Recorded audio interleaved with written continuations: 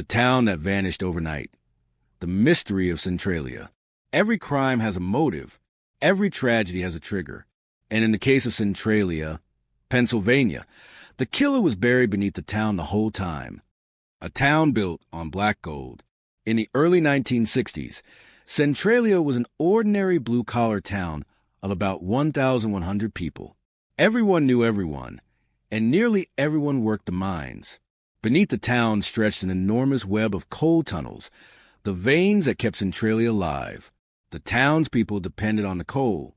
It paid their wages, heated their homes, and fueled the local economy. But like so many small mining towns, they didn't realize they were living on top of something volatile, something waiting for a single mistake. The spark that shouldn't have been. The crime that destroyed Centralia didn't start with a weapon, a robbery, or a grudge. It began with a garbage fire. On May 27, 1962, the local council decided to clean up an old landfill on the edge of town. Their plan was simple: burn the trash, as they'd done before. But this landfill wasn't just a pile of garbage. It had been built directly over an abandoned mine shaft, one that connected to miles of underground coal tunnels. When the fire was lit, the flames did what fire always does. They searched for fuel, and just below the surface, they found plenty. The fire slipped through cracks in the rock and ignited the coal seams beneath the ground. That spark, an act so ordinary no one even noticed it, became a crime scene, because from that moment on, Centralia's fate was sealed.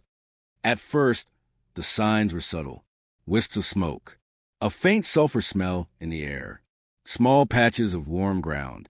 But within months, it was clear something was very wrong.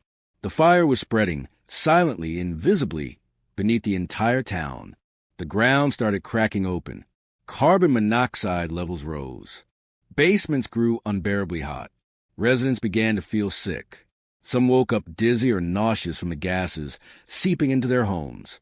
The town's lifeblood, the coal, had turned into its killer. Centralia itself had become the victim. Hashtag the investigation. Fighting an invisible enemy. Authorities moved quickly. The state tried to contain the fire by pumping water into mines, sealing off tunnels, even excavating trenches to cut the fire line. But the fire wasn't a typical blaze. It was a monster buried hundreds of feet underground, feeding on miles of fuel that could last centuries. Every attempt to stop it failed. The more they dug, the more they realized a horrifying truth. The fire wasn't spreading in a straight line. It was branching out, twisting through old tunnels like a living thing.